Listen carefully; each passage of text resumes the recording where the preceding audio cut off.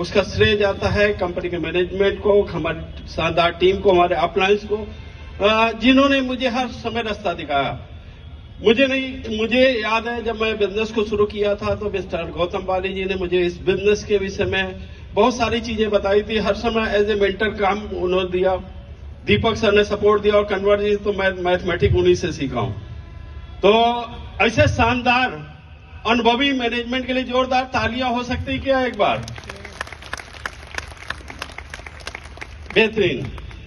देखिए, सारे की तरह मेरे सामने भी जब बिजनेस आया था तो मैं इस बिजनेस की पोटेंशियल को नहीं जानता था।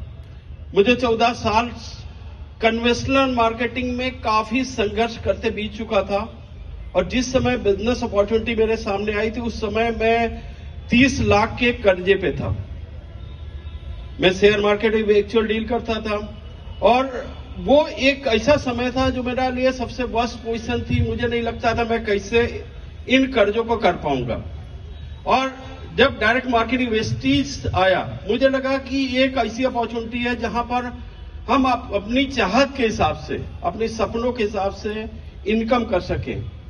और मुझे 1 लाख रुपए का मैंने टारगेट बनाया था जब मैंने फॉर्म पढ़ा था और 1 लाख रुपए वेस्टीज मार्केटिंग या इस बिजनेस के लिए मुझे असंभव जैसा लगता था उस समय।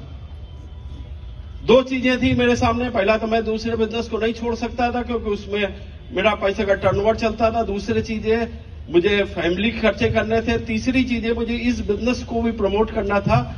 और जो कर्जा था वो कभी कभी बहुत सारे लोगों के लिए वीकनेस बन जाता है, कमजोरी बन जाता है, लेकिन मेरे लिए सफलता के लिए ये एक बहुत बड़ी स्ट्रेंथ बन गया क्योंकि मुझे मालूम था इसी बिजनेस से कर सकते हैं। और मैंने इस बिजनेस को पार्ट टाइम स्टार्ट किया था।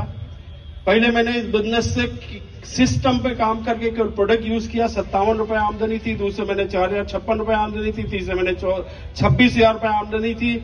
चौथे महीने 30,000 रुपए आमदनी थी। 7वें महीने जब कार्ड फंड अचीवर हुआ तो उस समय 55,000 रुपए आमदनी थी। और मुझे नहीं मालूम मैंने रात या दिन एक किया होगा, लेकिन ये बिजनेस की पावर थी कि 10वें महीने वेस्टीज से 1 लाख नहीं 1,15,200 समथिंग रुपए की इनकम बनी।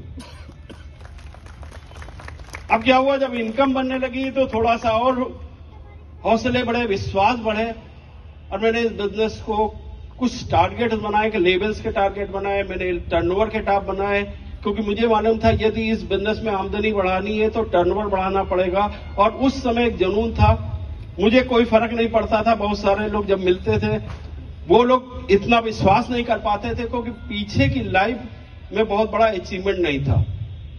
और एक असफल आदमी की तरह है कहा जा सकता है जिसकी उम्र 41 साल हो चुकी थी और उसके बाद 30 लाख का कर्जा था जो एसेट्स के रूप में था। काम को करते रहा। दूसरे साल काम को किया। मैं पार्ट टाइम भी करता था लेकिन वो फुल टाइमर से कम नहीं होता था। दूसरे साल इस बिजनेस में जो इनकम पर मंथ होने लगी वो 2 लाख रुपए पर मंथ से ऊपर होने लगी। तीसरे साल